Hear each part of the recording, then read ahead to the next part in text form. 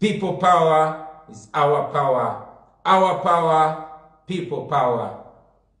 Fellow Ugandans, I greet you all in the name of the Almighty God. I am very grateful to finally have the opportunity to address you, even though my home is still surrounded by soldiers and the military. I am indeed under house arrest, and I continue to live through these indignities and this humiliation.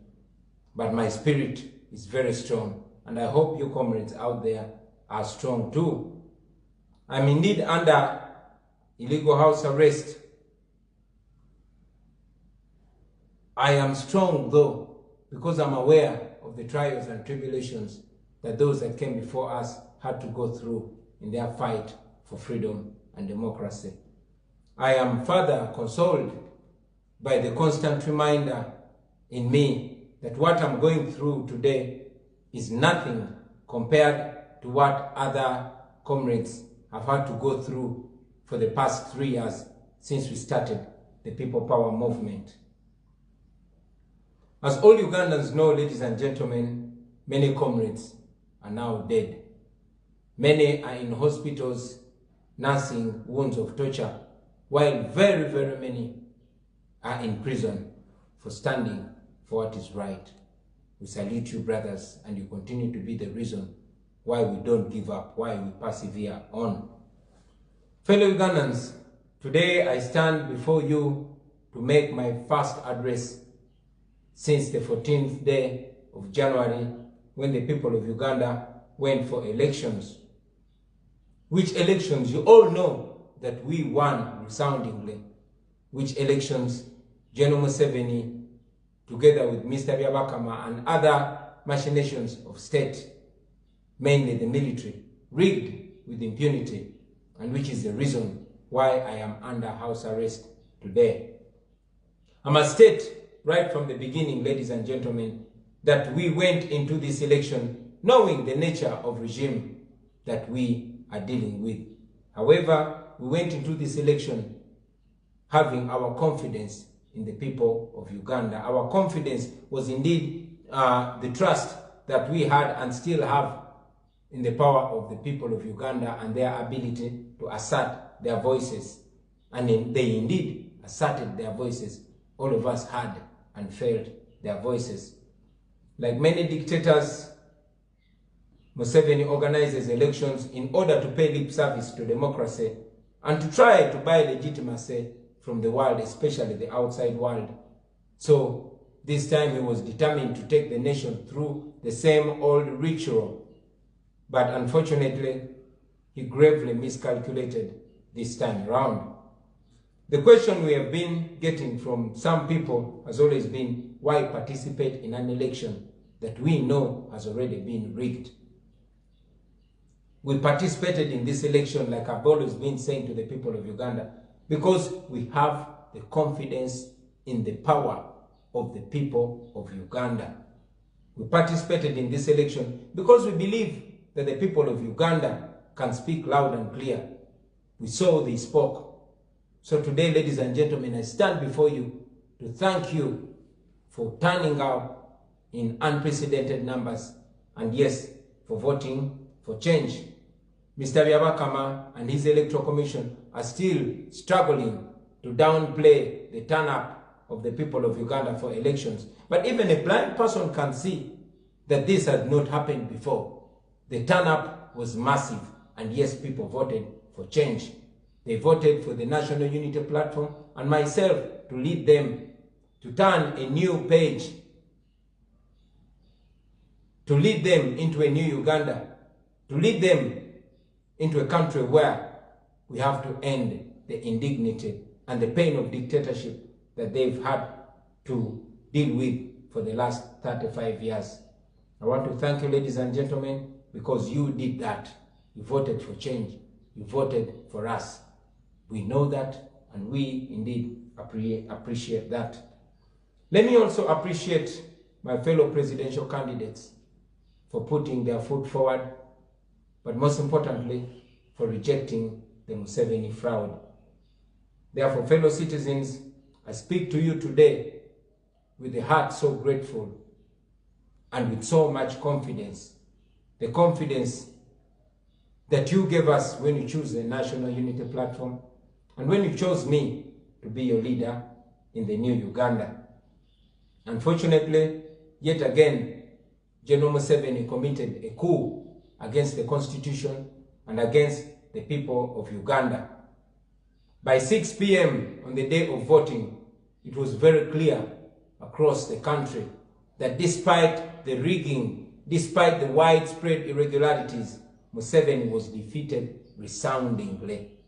From the east to the west, from the north to the south and central, it was very, very clear that the people of Uganda had rejected the Museveni dictatorship and they had chosen a new Uganda. Unfortunately, Museveni is such a poor student of history, including his own history. In a book titled Mission to Freedom, written by himself, Museveni justified his decision to go to the bush and wage a violent war as follows. He said, and I quote, "In December 1980, Ugandans went to the polls.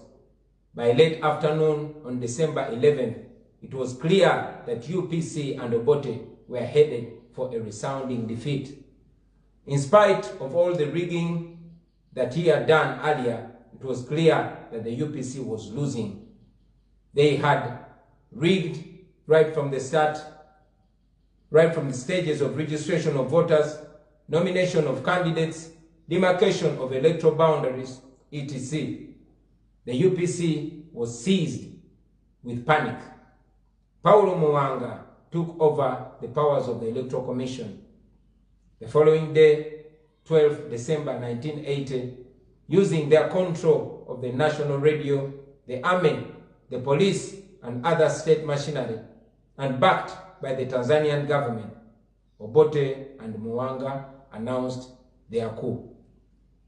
Once again, a minority unpopular clique was imposed on the people of Uganda, leaving them with no option but to take up arms in defense of their democratic rights. This was Museveni speaking. This was him. And we are here yet again. Just replace the actors, remove the others, put Museveni, Byabakama, and the like, and it will become alive again.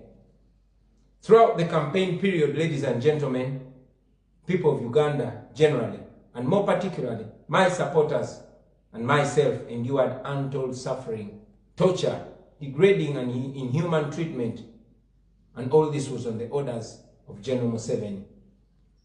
This included, but not limited to, the dark days of the 18th and 19th of November, where more than 100 innocent, unarmed citizens of Uganda were murdered. General Museveni would later brag about these cold murders, and his executioner, General Tumwine, indeed said that they were ready to kill some more. He said, "Comply, comply, comply. Cooperate, cooperate, cooperate." Those were his words. He indeed went ahead and said the police has a right to murder citizens. I'm very glad that all this has gone on record, not just by me, but by the entire world. Fellow citizens, when I was nominated to run for president, I informed the nation that this was not just a mere election. I told you that this was a revolution. And I want to tell you today, ladies and gentlemen, that the revolution is going on, and nothing, absolutely nothing, will stop this revolution of the people. The regime is desperate to close this chapter and pretend that everything has moved on. But I will tell them today, this is just the beginning. We are removing a dictator, and we are not going to rest until we accomplish this mission. The people of Uganda had every reason to fight for freedom, and now they have an even bigger reason to fight.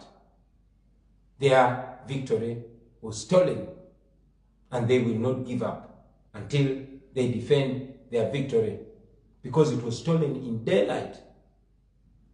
The people of Uganda are not fools, and certainly not this generation.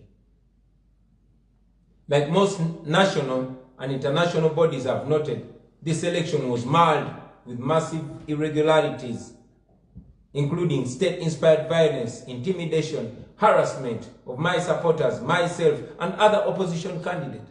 There was a lot of ballot stuffing with pre-ticked ballot papers in favor of General Museveni. There was alteration of declaration of result forms, the confiscation of declaration forms from our agents by security personnel, the flawed tallying processes, etc., etc. In many districts across the country, our agents were picked up from polling stations, and up to now, very many of them are not known where they are detained. They are still missing. Amidst all this, General Museveni switched off the internet, and he ordered the local media not to broadcast the incidences of irregularities and incidences of human rights violations, and to complete all their immoral scheme and to cover up all this evil. They immediately placed me under house arrest. It will be remembered, ladies and gentlemen, that 2 weeks to the election, my entire campaign team was arrested. They were all rounded up in Kalangala Islands, including myself. But for me, they placed me into a military chopper, airlifted me, and detained me right here in my house. Everybody else was taken and detained. 49 of these were charged in a military court, and they were remanded. These people include Twaha Ali, also known as Nubian Lee, my long-term singing partner and my closest friend. They include Daniel Oyerot, also known as Producer Dan Magic, my music producer. They include Sebufu Edward, also known as Eddie Mutwe, my personal bodyguard and close friend for very many years. They include Agaba Anthony, also known as Bobi Wine. They include Ntege William, also known as Chuma Chayesu, one of our security team members. They include Muyuche Lukman, also known as Kampala Lukman, the official photographer of the National Unity Platform. They include Muden Tambi, a professional boxer and my personal coach who was treating me and taking me through the morning drills on the campaign trail. They include my young brother, Nyanzi William, also known as Mbogo. They include our good friend, known as Shukiwa Bobi. They include Naja Sheriff, also known as Don Sheriff, my personal assistant. They include Rachel Akiki, Nansove Safina, Muwonge James, Namwanje Jamila, Semakula Hassan, Chalimpa Kenny, and Chalimpa turned 18 while in prison. They include Nsubuga Muhammad, Matovu Adam, Tamale Ibra, Kafoko Stanley, also known as Kistan, Chivumbi Achireo, Nyanzi Kadu, Ismail, Manga Muzafaru, Chivumbi Robert, also known, and this one is a comedian with the Mighty Family. So you can imagine what these people are doing to the artists. They include Obicho Bone, Sechiranda Samson, also known as Giant. They include Brian Damulira, also known as Museveni Must Go, Katumba Robert, Namubiru Fatuma, Namuimba Joy, also known as Joy Strong, the one who was heading our first aid team. She was a nurse working as a health worker on our campaign team, and also including Tumushemerirwe Monica. They took Lutaya Oliver, Mpanga Charles, Chabagu Gosera, also known as Pimpa Productions. This one was our videographer, and he was in charge of all the videographics on our campaign trail. They include Mutalia Godfrey, Musisi Benedict, Kalyango Baker, Mukasa Hussein, also known as O'Shea. This is Chairman Nyanzi's son. They include Seninde John Bosco, Muganga Isma, Tamale Fahad, Murusha Bashir, and Onzima Geoffrey, also known as Tawa. I must also mention, ladies and gentlemen, that many of our colleagues have been picked up from their houses. In the neighborhood, my neighbor here, my brother-in-law, my wife's cousin, Lule David Wanika, also known as Selector David, he was picked up by the military 2 days to the election, and up to now, we don't know his whereabouts. Over 3,000 supporters of the NUP were picked up by security, and up to now, the whereabouts of most of them are still unknown. These and many other irregularities and fraudulent actions for which we have overwhelming evidence prove one thing. This has been the most fraudulent election in the history of Uganda. It is certainly 10 times, of course, more fraudulent than the 1980 election, which Museveni hinged on to go to the bush and start a war which claimed more than 500,000 of the people of Uganda, our people. What happened, I must say, on the 14th of January is an insult. It is an insult to the memory of those that paid the ultimate price in the pursuit of freedom and democracy in Uganda. It is a mockery to democracy. Friends, Article number 1, Section 4 of our Constitution provides that the people of Uganda shall express their will and consent on who shall govern them and how they should be governed through regular, free and fair elections. But for Museveni and his regime, they have eliminated the words free and fair. We therefore categorically and unequivocally reject the manufactured results of Museveni and Mr. Byabakama and all the operatives. We reject those results. They were fabricated by Museveni and his operatives and read by Byabakama. That was an insult to the voice of the people of Uganda, and yes, an insult to democracy. They do not in any way represent what the people of Uganda said on the 14th of January. We have overwhelming evidence to that, and therefore we reject those elections. We reject the results.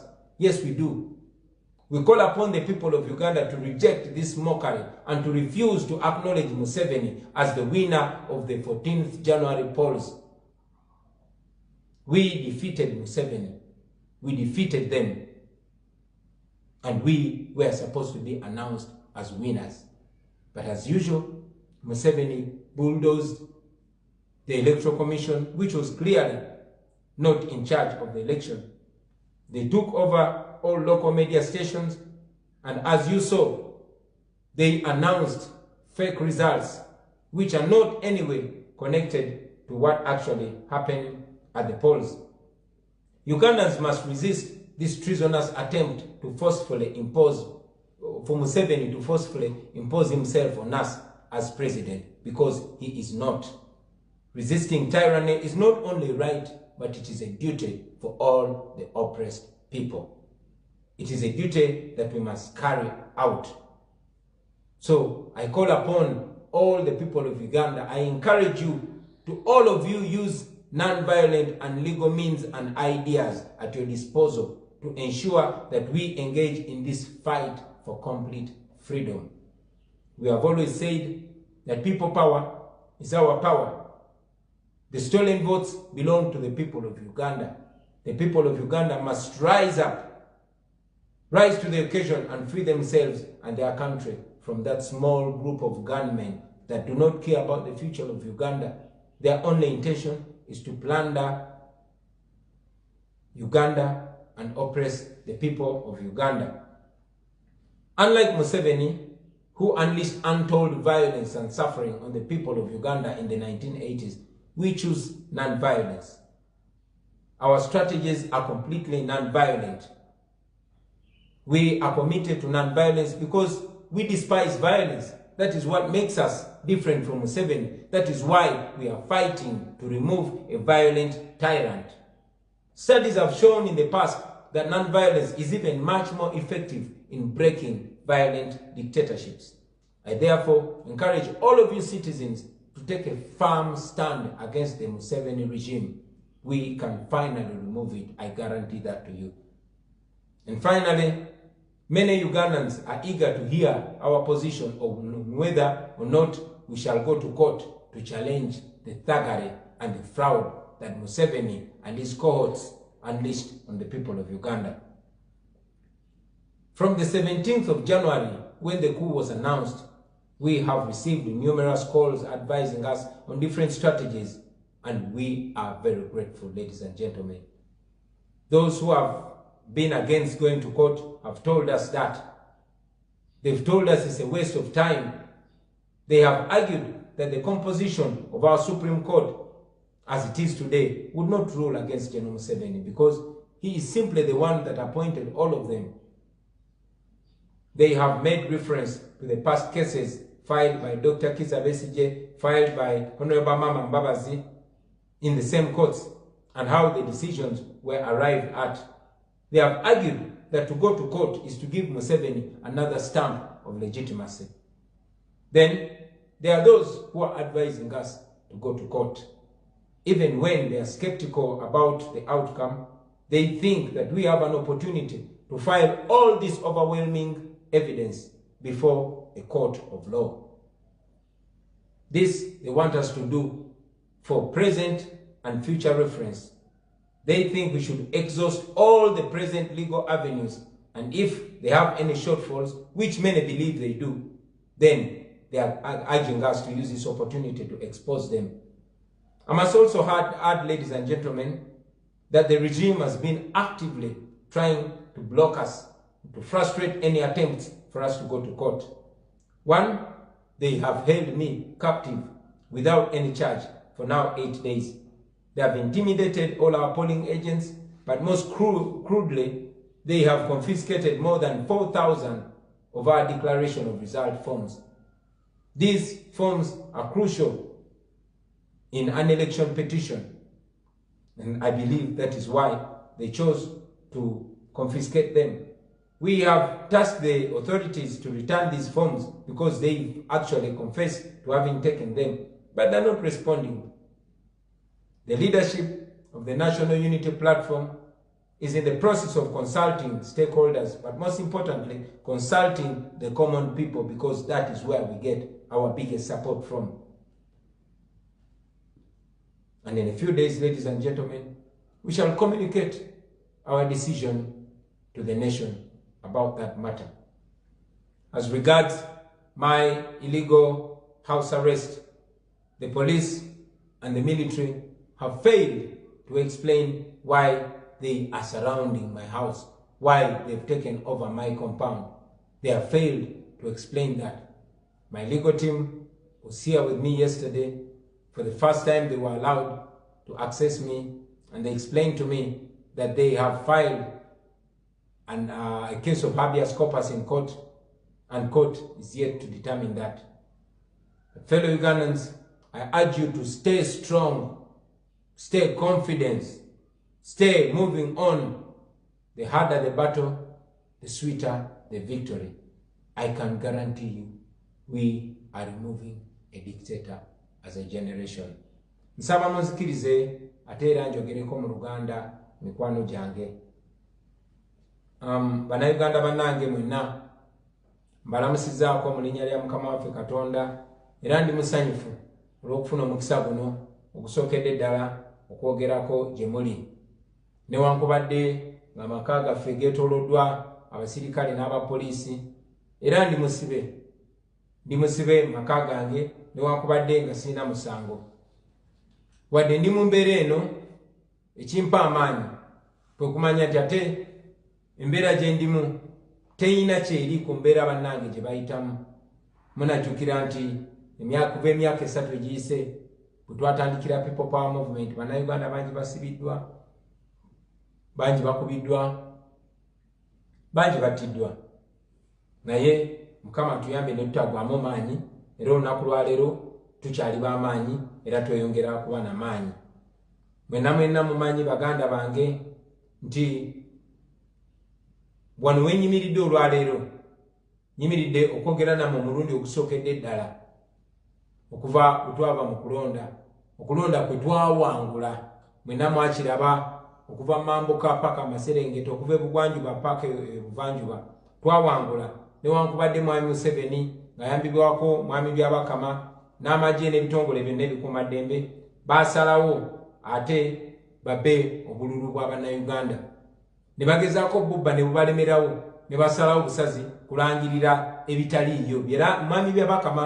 byalangirira tebiriiyo babiyiya buyiiya awo ba operative wa Museveni ne babimuwa n'agenda ku TV ezaali ziwambiddwa zonna n'abikola ki n'abirangirira twongera obbiwakanya kubanga bikyamu era kubanga kye bakola kikyamu yensonga lwaki ndi musibe olunaku lwaleero nyina okubategeeza Bannayuganda nti twakyogererawo mu ntandikwa nti tetwagenda mu kulonda kuno nga tumanyi nti abantu betukolagana nabo bantu batuufu twagenda mu kulonda kuno ng'obwesige bwaffe tubutadde mu Bannayuganda nga tumanyi nti Bannayuganda basobola okuvaayo ne basitula eddoboozi lyabwe era mwavaayo bassebo ne bannyabo ne musitula eddoboozi lyammwe ne tuwangulira ku levo ya waggulu nnyo newankubadde mwami Museveni okufaananako ne bannakyemalira abalala bemuze mulaba Babashiru Babaraka n'abalala bateekateeka okulonda naye nga bakolanga kazannyo kugezaako kugyawo buswavu obwabwe pozi ne mu mawanga agatwetoolodde balaga ensi tewabeerayo okulonda ewaabwe mwalaba Hozi Mubaraka mwalaba Bashiri nti wali wakayita omwaka gumu nga kwe yayita okulonda ewaabwe kubaddeyo nga wangulidde oba nga yalangiridde nti awangulidde ku bitundu 9 wayita omwaka gumu gwokka Abasudaani ne bamuggyako n'olw'ensonga eyo mwami Museveni ku mulundi guno yabala bubi nnyo era teyamanya nti oba oliawo generation gyagenda okufeesinga si eri eyiye mwalinga mubuuza ekibuuzo lwaki twagendanga mu kulonda nga tumanyi nti obululu bajja bubba mwami Museveni ebikuntu byakola tebibadde nga bipya era kuviira ddala mu campaign mwalaba ettemu lye bakolanga mwalaba poliisi bwe yakozesebwanga obumenyi bw'amateeka n'ebyo byonna byalina okuyamba Abannayuganda okulaba ekifaananyi ekituufu ekya mwami Museveni n'ensi yonna okulaba Museveni yaani gwe baalinga bawuliriza kyasanyu ti byonna mwabiraba abassebo ne bannyabo n'olw'ensonga eyo nyimiridde wano okubategeeza nti ffe twagaana ebyo bye bagamba nti byava mu kulonda mwami Museveni bye yafumbafumba n'abasirikale be ne ba operative be ne babikwasa mwami Byabakama najja nabirangirira ku TV tukakasa nti tebiina we bikwataganira nabyava mu kulonda kubanga tulina evidence tulina obukakafu tulina declaration forms newankubadde ezimu baziwambyeko naye ze tulina zimala okulaga nti mwami Museveni twamuwangulira ddala tulina evidence nga bwe muze mulaba zi videos ez'enjawulo eziraga abasirikale nga batikinga obululu eziraga abasirikale nga bateekamu obululu ate tumanyi nti amasimu mangi ag'abantu ge bawamba ba agenti baffe bangi babagoba abalala ne babasiba bangi ne babagaana okulondoola ebigenda maaso mu kulonda naye ate era mukimanyi nti ebitundu bingi nnyo abantu tebasobola kulonda kubanga basanga ebokisi zajjudde dda era nga abasirikale babagamba tibabalondedde dda n'olw'ensonga eyo bassebo ne bannyabo tuwakanya ebyo byonna bibagamba nti byebyava mu kulonda bifu bikyamu tebirinayo bikwataganira na kulonda na byava mu kulonda era byali biyiyirize tubisambajja era tukunga mwenna Bannayuganda obutakkiriza ebyo mwami Byabakama byeyalangirira kubanga tebirinayo bifaanaganira na biki ebyali mu kulonda tulina obukakafu bonna era ku kiseera ekituufu bwetuba bwewetagisiza tujja kugyayo kubanga tuwina tukunga nammwe Bannayuganda mwenna okwesamba mwami Museveni n'okuwakanya okutwesibako kwayagala otwesibako nga president kubanga tetumulondangako Bannayuganda bagenda okulonda ne balonda National Unity Platform nange kamakwogera okubakulembera okubatwala mu Uganda empya. Ekyo mwami Museveni kyakola ne mwami Byabakama bakiyita kudita. Yawamba constitution, yawamba obuyinza bw'abantu, era kigenda kwetaagisa mwe bannayuganda mwennyini okwerwanako. N'olw'ensonga eyo njagala obbakunga mwenna nga mukozesa amakubo agatali ga violence oba agatali ga kuyiwa musaayi, nga mukozesa amakubo agakkirizibwa amateeka, mbasaba buli omu kyasobola okukola nga kiri mu mateeka nga tekiri violent. Obuyinza buli eri mmwe, obuyinza buli eri mmwe basebo ne bannyabo. Nalabyeko ng'abasirikale abapoliisi nga bagamba nti Bobi Wine ayina okuvaayo n'agamba abantu tebeekalakaasa. Si kinetagisa kugamba abantu kwekalakaasa. Bannayuganda bamanyi nti ddembe lyabwe okwekalakaasa mu ddembe. Bannayuganda bakimanyi era tekinetagisa nze kubagamba kubanga bakimanyi nti eryo ddembe lyabwe. Ndi just omu ku bannayuganda bwe balonda obbakulembera mwami Museveni n'akola obumenyi bw'amateeka nga bw'abadde ng'akola. Era njagala obbajjukiza bannayuganda nti temuba na musango gwe muba mukoze bwe mwekalakaasa mu ddembe nga temumenye mateeka nga temuyiye musaayi. Eryo ddembe lyammwe libaweebwa Katonda ne likakasibwa ssemateeka. Ensonga endala abasebo ne bannyabo gye njagadde okwogerako. Oluvannyuma lw'okubba buno obululu, mwami Museveni kyongedde otulaga nti tayiga mu byafaayo. Mu kitabo kye bayita Mission to Freedom nga kyawandiikibwa Museveni ne banne, yayogera ebigambo bino wammanga. Yagamba nti mwezi gwa Desemba omwaka gwa 1980 bannayuganda bagenda okulonda. Olweggulo lwa Desemba nga 11 kyali kimaze okweyoleka nti UPC n'Obote bawanguddwa era bawanguddwa bubi nnyo. Newankubadde nga waliwo okubba obululu, nga waliwo obumenyi bw'amateeka n'ebitasaanidde mu mitendera gya kulonda bye baali bakoze, ng'omwo mwe mwali okukyusakyusa regisita z'abalonzi, mwe mwali vulugu mu kunominatinga abakandidati, nga mwe mwali ne vulugu ow'okuzzaamu ebitundu. Are we on, Papi? Yeah. Wait a little bit. Is it running? I want to make sure we're live.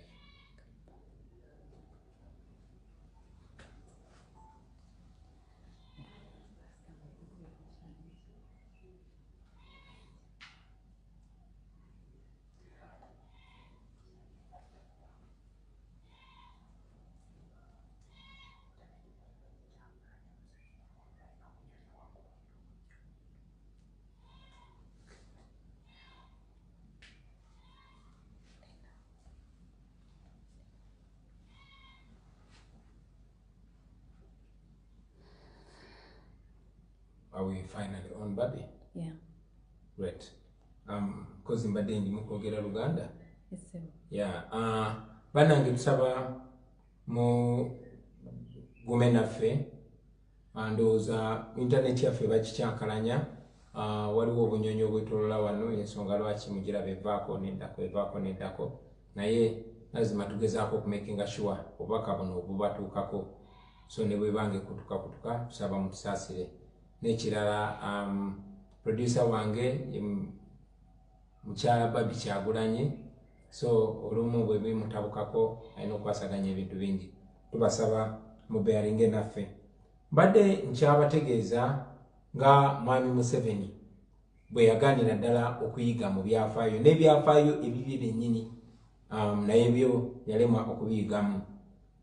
Mu kitabo kye bayita Mission to Freedom nga kyawandiikibwa Museveni yennyini ne banne mu myaka gy'ekinaana, yayogera bw'ati ng'annyonnyola bwe yali annyonnyola lwaki baakwata emmundu ne bagenda mu nsiko ne batandika olutalo. Olutalo olwo lwatta abantu abasukka mu kitundutundu ky'akakadde abasukka 50,000. Naye bw'ati mwami Museveni bwe yayogera, era nkootinga buli kigambo kye yayogera. Yagamba nti mwezi gwa Desemba omwaka gwa 1980 bannayuganda bagenda mu kulonda. Zaagala okuwera mutuntu twagenda okubeera mutuntu erya December nga 11 kyali kyeyoleka lunye UPC n'Obote baali bawanguddwa ate nga bawanguddwa bubi nnyo. Newankubadde waliwo okubba kungi, waliwo vulugu mungi eyali mu kuwandiisa abalonzi, eyali mu nomination y'abakandidate, vulugu mungi eyali mu kusala ebitundu oba boundaries z'okulonda, baali bawanguddwa. Era nga bwe twawangudde mwa Museveni oluvannyuma lw'obuvuyo bwonna obubadde bugenda mu maaso. UPC yajjula okubugutana oba panic. Paulo Muwanga yagenda maaso n'awamba obuyinza bw'akakiiko k'ebyokulonda ebiseera ebyo.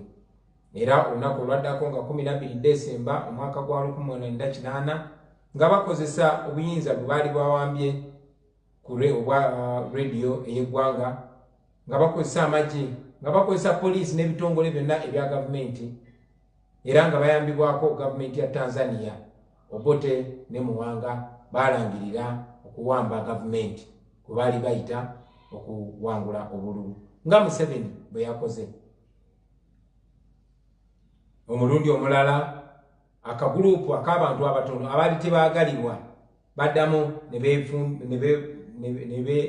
ne beefunvubiza ku bannayuganda, era baali tebabalekedde chance ndala yonna okujjako okukwata emmundu okugenda okulwanirira eddembe lyabwe eribaweebwa ssemateeka. Oyo ye Museveni bwe yayogera ng'ali ku myaka gy'anyi. Oyo ye Museveni bwe yayogera mu myaka gy'ekinaana. Naye oluvannyuma lw'emyaka 40 twetolodde ne tudda mu kifo kyekimu, era kati we tuli. Gwe bw'okwata bukwasi n'ojjawo amannya g'abali agaaliwo n'oteekawo erya Museveni n'oteekawo ery'Abakama n'abalala bonna be bakozesa, ojja kulaba ng'ekifaananyi kyekimu. Mujjukira nti mu kampeyini mwonna bannayuganda bangi nakusingira ddala abawagizi baffe nange kennyini ne bannaffe aba opposition tuyise mu mbeera ey'okutulugunyizibwa. Bannayuganda bangi batemuddwa. Mujjukira nga 19 ne 18 omwezi gwa Novemba batemula bannayuganda basukka mu 10, newankubadde mwami Museveni yagamba nti bannayuganda 54 be battibwa. Bano oluvannyuma Museveni yavaayo neyewaana nga bwe yabasse, era Ssaabatemu gwe bayita Eri Tumwine yavaayo n'agamba basobola n'okutta abalala, n'agamba poliisi eyina eddembe ena n'obuyinza okutemula bannayuganda. Yagamba mugonde, comply, oba si kyo n'ayimbawo akayimba ako. Eyo embeera gye tulimu baganda bange. So batuuze bannange nga bwe nabategeeza okuva mu ntandikwa, tukuno kulonda kwe tugenzeemu si kwe kulonda okwa bulijjo.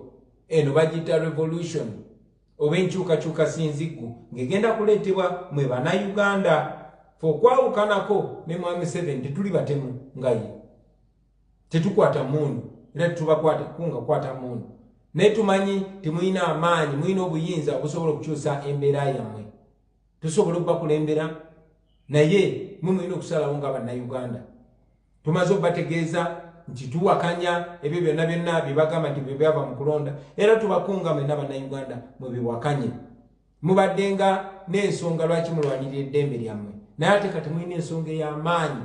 Obuwanguzi bwammwe bwabbiddwa abantu abatono ab'olubatu. Era abantu bwe muba musazeewo basebo ne bannyabo, abantu abo tebasobola kubafuga nga temukkiriza. Nze nga nkibagamba nti no one can make you a slave without your permission. Tewali asobola kufuula muddu nga tokkiriza. Olw'obumenyi bw'amateeka bwe bakoze nze bansibidde waka, balowooza nze bannayuganda, naye tuli miliyoni 45 basebo ne bannyabo. Tuli miliyoni 45, era njagala okubakunga mwenna abali eyo, buli omu kyasobola okukola n'amagezi g'asobola okuleeta agakozese. Mwenna muli bakulembeze. You are the generals and you are the soldiers. Kasita mubanga buli kyemukola kiri mu mateeka, kasita mubanga kyemukola kiri non-violent, eryo ddembe lyammwe. Nalabye abapoliisi bagamba nti Bobi Wine okumuta ayina okusooka n'agamba abantu baleme kwekalakaasa, abantu nagamba tagenda gamba abantu kwekalakasa abantu setaaga bagamba kwekalakasa bakimanyi ti ddembe lyabwe okwekalakasa naddala kasaba yange bekalakasa mu ddembe nga tebamenya mateeka. Ensonga endala abasebo ne banyabo gye badde batubuuzaako eyo bangi bannaffe beebuuza nti ki kye tugenda okuzaako, tugendagenda mu kooti oba tetugenda mu kooti. Mbadde nfuna ebirowoozo bingi nnyo okuva mu bannaffe kuba buli kye tukola kiva mu bantu bangi abakkiririza mugenda abatakkiriziganya nakyakugenda mu kooti nga batutegeeza nti okukuba kumala budde kubanga abalamuzi bonna aba kooti enkulu bonna tewali asobola kuwakanya Mwami Museveni, bonna Mwami Museveni yabawa emirimu, bonna bakozi be, n'olw'ensonga eyo tebajja kusala mazima. Era ne bategeeza ekyaliwo Dr. Besigye bwe yagenda mu kooti n'ekyaliwo Mama Mbabazi bwe yagenda mu kooti. N'olw'ensonga eyo ne batugamba kiba kyakumala budde bwe tugenda mu kooti tubanga abalaze Mwami Museveni tutumuwadde sitampu eya legitimacy oba ey'okugamba ti ne mu kooti tugenzeeyo. Naye ate wabaawo n'abalala nga bagamba nti ku bujulizi bwe tulina obungi kikulu nnyo okubutwala ne tubuteeka mu kooti ekkirizibwa mu mateeka. Newankubadde balina okubuusabuusa mu kooti eyo bagamba nti okubuusabuusa kwonna okubaddewo ensiko ekulabe kuba kati ensi etunuulidde ensonga eno ensiko bannange engeri gyesobola kufuluma bali mu kwebuuza mu bantu naddala abantu ba bulijjo era basebo ne bannyabo mu bbanga tono tujja kujja tubategeeze kiki kye tugenda okuzaako. Njagala okwogera nga maliriza ku bannanga bali mu makomera omuli Nubianli munywanyi wange, omuli producer Dan Magic, omuli Edi Mutwe, omuli Bobi Yanga, omuli Chuma Cha Yesu, omuli Kampala Lukman, omuli Coach Mude Ntambi, omuli Williams Nyanzi oba gwe bayita Mbogo, omuli Naja Sheriff personal assistant wange, Chuki wa Bobi, Rachel Akiki, Nansobe Savina, Namwanje Jamila, Semakula Hassan, Charlie Mpakeni Onono nga yali mwana muto wa myaka 17 18 yajiwereza mu komera, omuli Kivumbi Achirewo, Nyanzi Kadu Ismaili, Muzafaru Muwanga, Kivumbi Roja, Ononga comedian wa Mighty Family, omuli baganda baffe bangi nnyo abakwatibwa ne basibibwa, omuli Kyabagu Gesera abangi gumuyita Pimpa Productions, omuli Joyce oba Joyce Strong, bonna bano nga bali campaign team yaffe naye nga babasiba mu komera ne babatwala ne mu kooti y'amagye babakwata balinange ze tebanzikulako musango naye bo babateekako musango gwa kubasanga na mmundu. Njagala okwogera ku mukoddomi wange ono nga kizibwe wa Babi gwe bayita Lule David Bwanika abangi gwe mumanyi nga Selector David eyawambibwa neiba wange wano yawambibwa ngibula enaku 2 ogenda mu kulonda abasirikale bajja ne bamuwamba okuva ewuwe ngiro okuva kwolwo tetuddangamu kumuwuliza tetumanyi waje bamusibira. Naye bino byonna basebo ne banyabo bikolebwa olw'obutiitiizi. Mbajjukiza abaganda bange nti Museveni kyakoze yakikoze mu bumenyi bw'amateeka. Buvunaanyizibwa bwaffe ffenna bannayuganda okulwanirira eddembe lyaffe kasita tukikola nga tukiyita mu mateeka.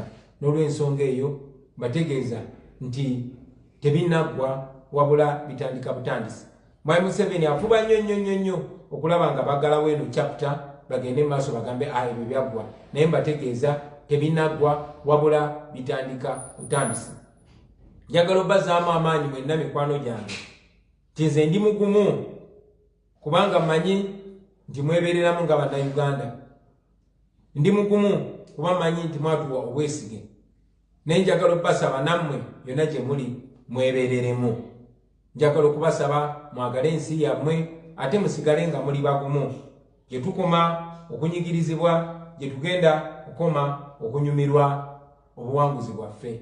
Mulimu gwa buli munnayuganda okusitukiramu okuwanirira ssemateeka, mulimu gwa buli munnayuganda okulwanirira eddembe lye era nga ekiseera kye kino basebo ne bannyabo. Njagala nnyo okubeebaza olw'obuwagizi, okubeebaza olw'okuvaayo ne mulonda ate ne mulonda enkyukakyuka. Njagala okwebaza bannange bwe twali twesimbyewo olw'okwesowolayo ne beesimbawo naye okusingira ddala olwa okuwakanya ebyo Mwami Museveni byali agezaako okukola. Nja kuba nvuba okozesa buli mukisa okwogerako nammwe basebo ne bannyabo, naye musigale nga muli bagumu, musigale nga muli confident. Katonda ali naffe, amateeka agali naffe, n'okusingira ddala tumanyi ti bannayuganda bali naffe. Mwebale nnyo, mwebalire ddala kumpuliriza. Njagala okubasaba mutufollowing ku Facebook, kuba kakati yengeri yokka gye tusobola okuwuliziganya nammwe, kubanga bingi nnyo bye twagala obagamba bye tumanyi bye batasobola kukkiriza kuyita ku mpewo za wano nga radio ne TV. Tujja kusala amagezi gonna okubanga tubatuukako basebo ne bannyabo. Musigale nga muli bagumu, twawangula obuwanguzi bwaffe. Mwami Museveni yeewaŋŋamya bwewaŋŋamya mweyo entebe, naye njagala okubategeeza nti mu bbanga eritali lya wala tugenda kufuna eddembe lyaffe ku lwa Katonda n'ensi yaffe. Olutalo nga luwedde tuliyambale ngule, tuliyambale ngule, tuliyambale ngule. Olutalo nga luwedde tuliyambale ngule, tulivimba mu Uganda empya. When the struggle is over, we shall wear the victor's crown. We shall wear the victor's crown. We shall wear the victor's crown. When the struggle is over, we shall wear the victor's crown in the new Uganda. People power, our power. Our power, people power. Thank you very much, ladies and gentlemen. Are we on, Papi? Yeah. Wait a little bit. Is it running? I want to make sure we're live.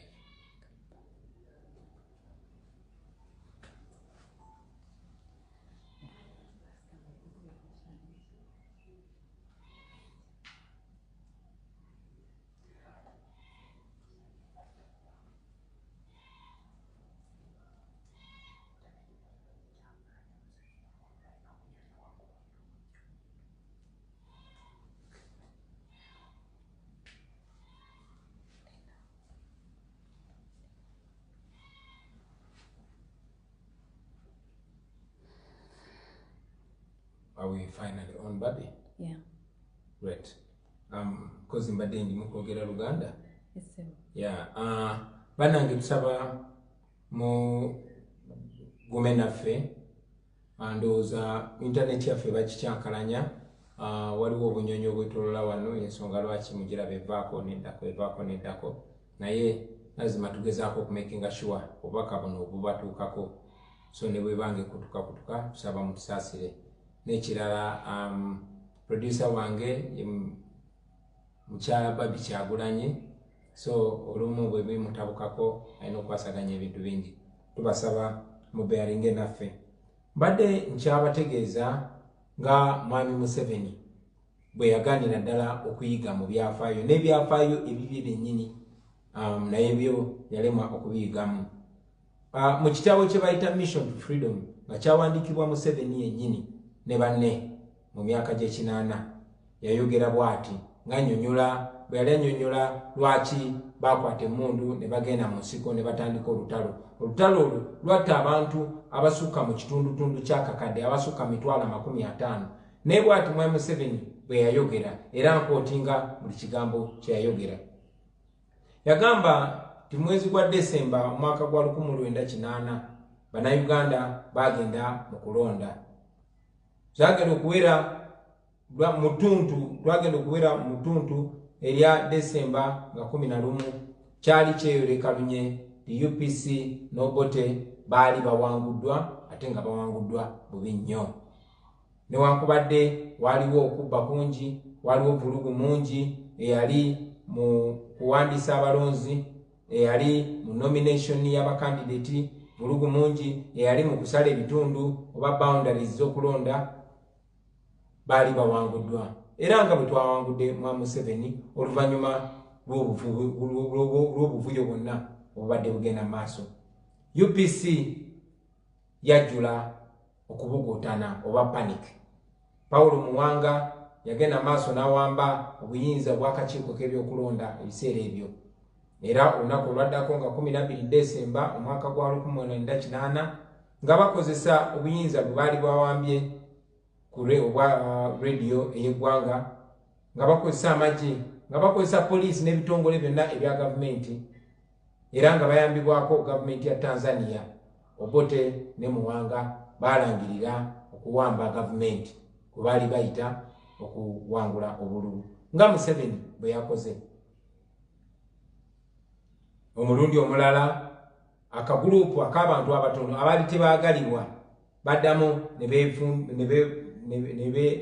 ne beefunvubiza ku bannayuganda, era baali tebabalekedde chance ndala yonna okujjako okukwata emmundu okugenda okulwanirira eddembe lyabwe eribaweebwa ssemateeka. Oyo ye Museveni bwe yayogera ng'ali ku myaka gyange. Oyo ye Museveni bwe yayogera mu myaka gy'ekinaana. Naye oluvannyuma lw'emyaka 40 twetolodde ne tudda mu kifo kyekimu, era kati we tuli. Gwe bw'okwata bukwasi n'ojjawo amannya g'abali agaaliwo n'oteekawo erya Museveni n'oteekawo ery'Abakama n'abalala bonna be bakozeseza, ojja kulaba ng'ekifaananyi kyekimu. Mujjukira nti mu kampeyini mwonna bannayuganda bangi nakusingira ddala abawagizi baffe nange kennyini ne bannaffe aba opposition tuyise mu mbeera ey'okutulugunyizibwa. Bannayuganda bangi batemuddwa. Mujjukira nga 19 ne 18 omwezi gwa Novemba batemula bannayuganda abasukka mu 10 newankubadde mwami Museveni yagamba nti bannayuganda 54 be battibwa. Bano oluvannyuma Museveni yavaayo neyewaana nga bwe yabasse, era Ssaabatemu gwe bayita Eritu Mwine yavaayo n'agamba basobola n'okutta abalala, n'agamba poliisi eyina eddembe erina n'obuyinza okutemula bannayuganda. Yagamba mugonde comply oba si kyo n'ayimbawo akayimba ako. Eyo embeera gye tulimu baganda bange. So batuuze bannange nga bwe nabategeeza okuva mu ntandikwa tukuno kulonda kwe tugenze si kwe kulonda okwa bulijjo. Eno bagiyita revolution oba enkyukakyuka sinziggu ng'egenda kuleetebwa mwe bannayuganda. Fe okwawukanako ne mwami Museveni tetuli batemu nga ye, tetukwata mundu era tetubakwata kunga kwata mundu, naye tumanyi timulina amaanyi, mulina obuyinza obusobola okukyusa embeera yammwe, tusobola okubakulembera, naye mwe mulina okusalawo nga bannayuganda. Tumaze okubategeeza nti tuwakanya ebyo byonna bye bagamba nti bye byava mu kulonda, era tubakunga mwenna bannayuganda mwe biwakanye. Mubaddenga n'ensonga lwaki mulwanirira eddembe lyammwe, naye ate kati mulina ensonga ey'amaanyi. Obuwanguzi bwammwe bwabbiddwa abantu abatono ab'olubatu, era abo abantu bwe muba musazeewo basebo ne bannyabo, abantu abo tebasobola kubafuga nga temukkiriza. Nze nga nkibagamba nti no one can make you a slave without your permission. Tewali asobola kufuula muddu nga tokkiriza. Olw'obumenyi bw'amateeka bwe bakoze nze bansibidde waka, balowooza nze bannayuganda, naye tuli miliyoni 45 basebo ne bannyabo, tuli miliyoni 45, era njagala okubakunga mwenna abali eyo, buli omu kyasobola okukola n'amagezi g'asobola okuleeta agakozese. Mwenna muli bakulembeze, you are the generals and you are the soldiers. Kasita mubanga buli kyemukola kiri mu mateeka, kasita mubanga kyemukola kiri non-violent, eryo ddembe lyammwe. Nalabye abapoliisi bagamba nti Bobi Wine okumuta ayina okusooka n'agamba abantu baleme kwekalakaasa. N'agamba tagenda gamba abantu kwekalakaasa, abantu setaaga bagamba kwekalakaasa. Bakimanyi nti ddembe lyabwe okwekalakaasa, naddala kasita bange beekalakaasa mu ddembe nga tebamenya mateeka. Ensonga endala basebo ne bannyabo gye badde batubuuzaako eyo, bangi bannaffe beebuuza nti ki kye tugenda okuzzaako, tugenda mu kkooti oba tetugenda mu kkooti. Mbadde nfuna ebirowoozo bingi nnyo okuva mu bannaffe kuba buli kye tukola kiva mu bantu. Bangi abakkiririza mugenda abatakkiriziganya na kyakugenda mu kkooti nga batutegeeza nti okukuba kumala budde, kubanga abalamuzi bonna aba kkooti enkulu bonna tewali asobola kuwakanya mwami Museveni, bonna mwami Museveni yabawa emirimu, bonna bakozi be, n'olw'ensonga eyo tebajja kusala mazima. Era ne bategeeza ekyaliwo Dr. Besigye bwe yagenda mu kkooti n'ekyaliwo Amama Mbabazi bwe yagenda mu kkooti. N'olw'ensonga eyo ne batugamba kiba kyakumala budde bwe tugenda mu kkooti tubanga abalaze mwami Museveni tutumuwadde sitampu eya legitimacy oba ey'okugamba nti ne mu kkooti tugenzeeyo. Naye ate wabaawo n'abalala nga bagamba nti ku bujulizi bwe tulina obungi kikulu nnyo okubutwala ne tubuteeka mu kkooti ekkirizibwa mu mateeka. Newankubadde balina okubuusabuusa mu kkooti eyo bagamba nti okubuusabuusa kwonna okubaddewo ensiko ekulabe kuba kati ensi etunuulidde ensonga eno ensiko bannange engeri gyesobola kufuluma bali mu kwebuuza mu bantu naddala abantu ba bulijjo era basebo ne bannyabo mu bbanga tono tujja kujja tubategeeze kiki kye tugenda okuzzaako. Njagala okwogera nga maliriza ku bannanga bali mu makomera omuli Nubyandi munywanyi wange, omuli producer Dan Magic, omuli Edi Mutwe, omuli Bobi Yanga, omuli Chuma Cha Yesu, omuli Kampala Lukman, omuli Coach Mude Ntambi, omuli Williams Nyanzi oba gwe bayita Mbogo, omuli Naja Sheriff personal assistant wange, Chuki wa Bobi, Rachel Akiki, Nansobe Savina, Namwanje Jamila, Semakula Hassan, Charlie Mpakeni Onono nga yali mwana muto wa myaka 17 18 yajibereza mu komera, omuli Kivumbi Achirewo, Nyanzi Kadu Ismaili, Muzafaru Muwanga, Kivumbi Roja, Ononga comedian wa Mighty Family, omuli baganda baffe bangi nnyo abakwatibwa ne basibibwa, omuli Kyabagu Gesera abangi gumuyita Pimpa Productions, omuli Joyce oba Joyce Strong, bonna bano nga bali campaign team yaffe naye nga babasiba mu komera ne babatwala ne mu kkooti y'amagye babakwata balinange zetebanzikulako musango naye bo babateekako musango gwa kubasanga na mmundu. Njagala okwogera ku mukoddomi wange ono nga kizibwe wa Babi gwe bayita Lule David Bwanika abangi gwe mumanyi nga Selector Devi eyawambibwa neiba wange wano yawambibwa ngibula enaku 2 ogenda mu kulonda abasirikale bajja ne bamuwamba okuva ewuwe ngiro okuva kwolwo tetuddangamu kumuwuliza tetumanyi waje bamusibira. Naye bino byonna basebo ne bannyabo bikolebwa olw'obutiitiizi. Mbajjukiza abaganda bange nti Museveni kyakoze yakikoze mu bumenyi bw'amateeka. Buvunaanyizibwa bwaffe ffenna bannayuganda okulwanirira eddembe lyaffe kasita tukikola nga tukiyita mu mateeka. N'olw'ensonga eyo mbategeeza nti tebinaggwa wabula bitandika butandisi. Mwami Museveni afuba nnyo okulaba nga baggalawo eno chapter bagende maaso bagambe ebyo byaggwa, naye mbategeeza tebinaggwa wabula bitandika butandisi. Njagala obbazaamu amaanyi mwenna mikwano gyange nti nze ndi mugumu kubanga mmanyi nti mwebereramu nga bannayuganda. Ndi mugumu kuba mmanyi nti mwatuwa obwesige, naye njagala obbasaba nammwe byonna gye muli mwebereremu. Njagala okubasaba mwagale ensi yammwe ate musigale nga muli bagumu. Gye tukoma okunyigirizibwa, gye tugenda okukoma okunyumirwa obuwanguzi bwaffe. Mulimu gwa buli munnayuganda okusitukiramu okuwanirira ssemateeka, mulimu gwa buli munnayuganda okulwanirira eddembe lye era nga ekiseera kye kino basebo ne bannyabo. Njagala nnyo okubeebaza olw'obuwagizi, okubeebaza olw'okuvaayo ne mulonda ate ne mulonda enkyukakyuka. Njagala okwebaza bannange bwe twali twesimbyewo olw'okwesowolayo ne beesimbawo, naye okusingira ddala olwa okuwakanya ebyo Mwami Museveni bye yagezaako okukola. Nja kuba nfuba okozesa buli mukisa okwogerako nammwe basebo ne bannyabo, naye musigale nga muli bagumu, musigale nga muli confident. Katonda ali naffe, amateeka agali naffe, n'okusingira ddala tumanyi ti bannayuganda bali naffe. Mwebale nnyo mwebalire ddala kumpuliriza. Njagala okubasaba mutufollowing ku Facebook kuba kakati yengeri yokka gye tusobola okuwuliziganya nammwe, kubanga bingi nnyo bye twagala obagamba bye tumanyi bye batasobola kukkiriza kuyita ku mpewo za wano nga radio ne TV. Tujja kusala amagezi gonna okubanga tubatuukako basebo ne bannyabo. Musigale nga muli bagumu, twawangula obuwanguzi bwaffe. Mwami Museveni yeewaŋŋamya bwewaŋŋamya mweyo entebe, naye njagala okubategeeza nti mu bbanga eritali lya wala tugenda kufuna eddembe lyaffe ku lwa Katonda n'ensi yaffe.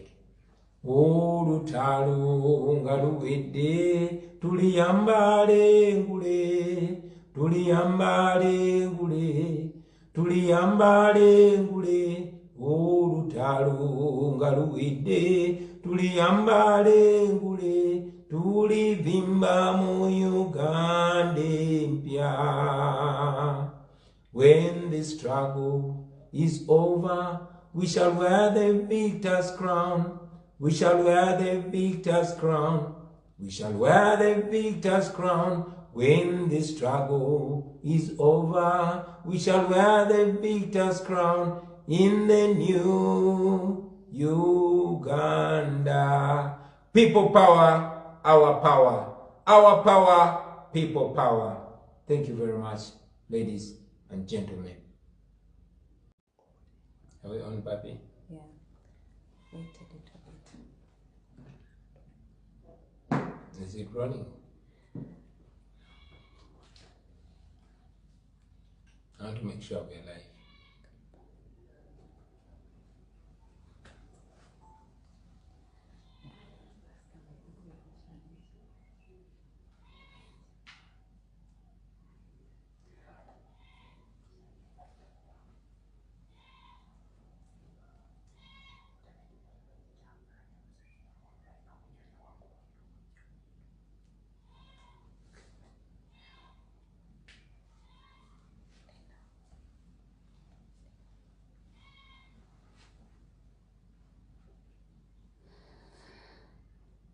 Are we finally on, Babi?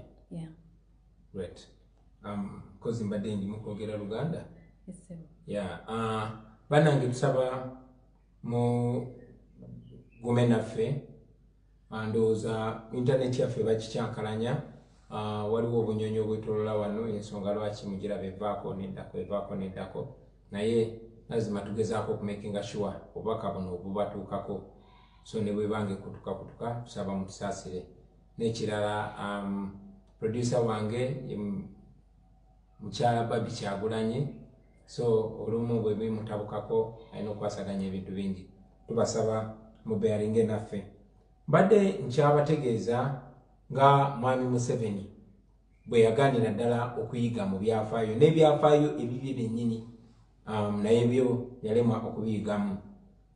Mu kitabo kye bayita Mission to Freedom nga kyawandiikibwa Museveni yennyini ne banne mu myaka gy'ekinaana, yayogera bw'ati ng'annyonnyola bwe yali annyonnyola lwaki baakwata emmundu ne bagenda mu nsiko ne batandika olutalo. Olutalo olwo lwatta abantu abasukka mu kitundutundu ky'akakadde, abasukka 50,000. Naye bw'ati Mwami Museveni bwe yayogera, era nkootinga buli kigambo kye yayogera. Yagamba nti mwezi gwa Desemba omwaka gwa 1980 Bannayuganda bagenda mu kulonda. Twagenda okuwera mu ttuntu erya Desemba nga 11 kyali kyeyoleka the UPC n'Obote baali bawanguddwa, ate nga bawanguddwa bubi nnyo.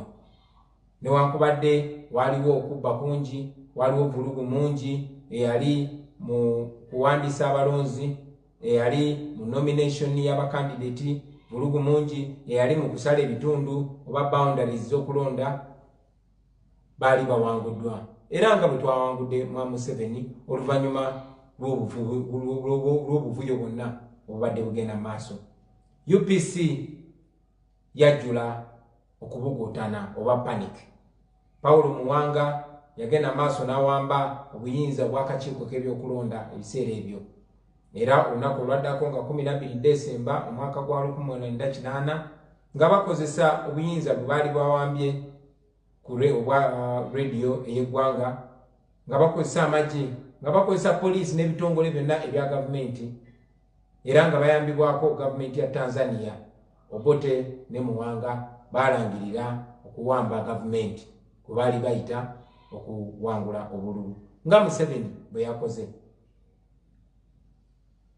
Omulundi omulala akagulupu ak'abantu abatono abaali tebaagalibwa baddamu ne beefunvubiza ku bannayuganda era baali tebabalekedde chance ndala yonna okujjako okukwata emmundu okugenda okulwanirira eddembe lyabwe eribabwe basemateeka. Oyo ye Museveni bwe yayogera ng'ali ku myaka gyange. Oyo ye Museveni bwe yayogera mu myaka gy'ekinaana. Naye oluvannyuma lw'emyaka 40 twetolodde ne tudda mu kifo kyekimu era kati we tuli. Gwe bw'okwata bukwasi n'ojjawo amanya g'abali agaliwo n'oteekawo erya Museveni n'oteekawo ery'Abakama n'abalala bonna be bakozesa ojja kulaba ng'ekifaananyi kyekimu. Mujjukira nti mu kampeyini mwonna bannayuganda bangi nakusingira ddala abawagizi baffe nange kennyini ne bannaffe aba opposition tuyise mu mbeera ey'okutulugunyizibwa. Bannayuganda bangi batemuddwa. Mujjukira nga 19 ne 18 omwezi gwa Novemba batemula bannayuganda basukka mu 10 newankubadde Mwami Museveni yagamba nti bannayuganda 54 be battibwa. Bano oluvannyuma Museveni yavaayo neyewaana nga bwe yabasse era Ssaabatemu gwe bayita Eri Tumwine yavaayo n'agamba basobola n'okutta abalala, n'agamba poliisi eyina eddembe ena n'obuyinza okutemula bannayuganda. Yagamba mugonde comply oba si kyo n'ayimbawo akayimba ako. Eyo embeera gye tulimu baganda bange. So batuuze bannange nga bwe nabategeeza okuva mu ntandikwa tukuno kulonda kwe tugenzemu si kwe kulonda okwa bulijjo. Eno bagiyita revolution oba enkyukakyuka sinziggu ng'egenda kuleetebwa mwe bannayuganda. Fe okwawukanako ne Mwami Museveni tetuli batemu nga ye. Tetukwata mundu era tetubakwata kunga kwata mundu. Naye tumanyi timulina amaanyi, mulina obuyinza obusobola okukyusa embeera yammwe. Tusobola okubakulembera naye mwe mulina okusalawo nga bannayuganda. Tumaze okubategeeza nti tuwakanya ebyo byonna bye bagamba nti bye byava mu kulonda era tubakunga mwenna bannayuganda mwe biwakanye. Mubaddenga n'ensonga lwaki mulwanirira eddembe lyammwe naye ate kati mulina ensonga ey'amaanyi. Obuwanguzi bwammwe bwabbiddwa abantu abatono ab'olubatu. Era abo abantu bwe muba musazeewo basebo ne bannyabo abantu abo tebasobola kubafuga nga temukkiriza. Nze nga nkibagamba nti no one can make you a slave without your permission. Tewali asobola kufuula muddu nga tokkiriza. Olw'obumenyi bw'amateeka bwe bakoze nze bansibidde waka balowooza nze bannayuganda naye tuli miliyoni 45 basebo ne bannyabo. Tuli miliyoni 45 era njagala okubakunga mwenna abali eyo. Buli omu kyasobola okukola n'amagezi gasobola okuleeta agakozese mwenna muli bakulembeze. You are the generals and you are the soldiers. Kasita mubanga buli kyemukola kiri mu mateeka. Kasita mubanga kyemukola kiri non-violent eryo ddembe lyammwe. Nalabye abapoliisi bagamba nti Bobi Wine okumuta ayina okusooka n'agamba abantu baleme kwekalakaasa. N'agamba tagenda gamba abantu kwekalakaasa. Abantu setaaga bagamba kwekalakaasa. Bakimanyi nti ddembe lyabwe okwekalakaasa. Naddala kasita bange beekalakaasa mu ddembe nga tebamenya mateeka. Ensonga endala abasebo ne bannyabo gye baadde batubuuzaako eyo. Bangi bannaffe beebuuza nti ki kye tugenda okuzzaako, tugenda genda mu kkooti oba tetugenda mu kkooti. Mbadde nfuna ebirowoozo bingi nnyo okuva mu bannaffe kuba buli kye tukola kiva mu bantu. Bangi abakkiririza mugenda abatakkiriziganya na kyakugenda mu kkooti nga batutegeeza nti okukuba kumala budde kubanga abalamuzi bonna aba kkooti enkulu bonna tewali asobola kuwakanya Mwami Museveni. Bonna Mwami Museveni yabawa emirimu. Bonna bakozi be. N'olw'ensonga eyo tebajja kusala mazima. Era ne bategeeza ekyaliwo Dr. Besigye bwe yagenda mu kkooti n'ekyaliwo Mama Mbabazi bwe yagenda mu kkooti. N'olw'ensonga eyo ne batugamba kiba kyakumala budde bwe tugenda mu kkooti tubanga abalaze Mwami Museveni tutumuwadde sitampu eya legitimacy oba ey'okugamba nti ne mu kkooti tugenzeeyo. Naye ate wabaawo n'abalala nga bagamba nti ku bujulizi bwe tulina obungi kikulu nnyo okubutwala ne tubuteeka mu kkooti ekkirizibwa mu mateeka.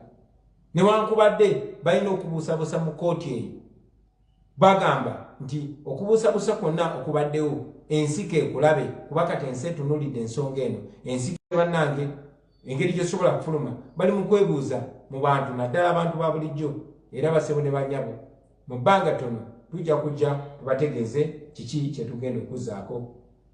Njagala okwogera nga maliriza ku bannanga bali mu makomera omuli Nubianli munywanyi wange, omuli producer Dan Magic, omuli Edi Mutwe, omuli Bobi Yanga, omuli Chuma Cha Yesu, omuli Kampala Lukman, omuli Coach Mude Ntambi, omuli Williams Nyanzi oba gwe bayita Mbogo, omuli Nadia Sheriff personal assistant wange, Chuki wa Bobby, Rachel Akiki, Nansobe Savina, Namwanje Jamila, Semakula Hassan, Charlie Mpakeni Onono nga yali mwana muto wa myaka 17 18 yajiwereza mukomera, omuli Kivumbi Achirewo, Nyanzi Kadu Ismaili, Muzafaru Muwanga, Kivumbi Roger, ononga comedian wa Mighty Family, omuli baganda baffe bangi nnyo abakwatibwa ne basibibwa, omuli Kyabagu Gesera abangi gwe muyita Pimpa Productions, omuli Joyce oba Joy Strong,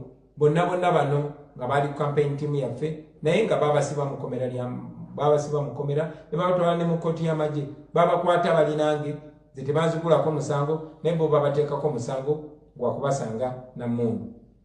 Njagala okwogera ku mukoddomi wange ono nga kizibwe wa Babi gwe bayita Lule David Bwanika, abangi gwe mumanyi nga Selector David, eyawambibwa neiba wange wano yawambibwa ngibula enaku 2 ogenda mu kulonda, abasirikale bajja ne bamuwamba okuva ewuwe ngiro okuva kwolwo tetuddangamu kumuwuliza, tetumanyi waje bamusibira. Naye bino byonna basebo ne banyabo bikolebwa olw'obutiitiizi. Mbajjukiza abaganda bange nti Museveni kyakoze yakikoze mu bumenyi bw'amateeka. Buvunaanyizibwa bwaffe ffenna bannayuganda okulwanirira eddembe lyaffe kasita tukikola nga tukiyita mu mateeka. N'olw'ensonga eyo mbategeeza nti tebinaggwa wabula bitandika butandisi. Mwami Museveni afuba nnyo okulaba nga baggalawo eno chapter bagende mu maaso bagambe ebyo byaggwa, naye mbategeeza tebinaggwa wabula bitandika butandisi. Njagala obbazaamu amaanyi mwenna mikwano gyange nti nze ndi mugumu kubanga mmanyi nti mwebeereramu nga bannayuganda. Ndi mugumu kuba mmanyi nti mwatuwa obwesige, naye njagala obbasaba nammwe yonna gye muli mwebeereremu. Njagala okubasaba mwagale ensi yammwe ate musigale nga muli bagumu, gye tukoma okunyigirizibwa, gye tugenda okukoma okunyumirwa obuwanguzi bwaffe. Mulimu gwa buli munnayuganda okusitukiramu okuwanirira ssemateeka, mulimu gwa buli munnayuganda okulwanirira eddembe lye, era nga ekiseera kye kino basebo ne banyabo. Njagala nnyo okubeebaza olw'obuwagizi, okubeebaza olw'okuvaayo ne mulonda ate ne mulonda enkyukakyuka. Njagala okwebaza bannange bwe twali twesimbyeyo olw'okwesowolayo ne beesimbawo, naye okusingira ddala olwa okuwakanya ebyo Mwami Museveni byali agezaako okukola. Nja kuba nfuba okozesa buli mukisa okwogerako nammwe basebo ne bannyabo, naye musigale nga muli bagumu, musigale nga muli confident. Katonda ali naffe, amateeka agali naffe, n'okusingira ddala tumanyi ti bannayuganda bali naffe. Mwebale nnyo, mwebalire ddala kumpuliriza. Njagala okubasaba mutufollowing ku Facebook kuba kakati yengeri yokka gye tusobola okuwuliziganya nammwe, kubanga bingi nnyo bye twagala obagamba bye tumanyi bye batasobola kukkiriza kuyita ku mpewo za wano nga radio ne TV. Tujja kusala amagezi gonna okubanga tubatuukako basebo ne bannyabo. Musigale nga muli bagumu, twawangula obuwanguzi bwaffe. Mwami Museveni yeewaŋŋamya bwewaŋŋamya mweyo entebe, naye njagala okubategeeza nti mu bbanga eritali lya wala tugenda kufuna eddembe lyaffe ku lwa Katonda n'ensi yaffe. Olutalo nga luwedde tuliyambale ngule, tuliyambale ngule, tuliyambale ngule. Olutalo nga luwedde tuliyambale ngule, tulivimba mu Uganda empya. When when the struggle is over, we shall wear the victor's crown. We shall wear the victor's crown.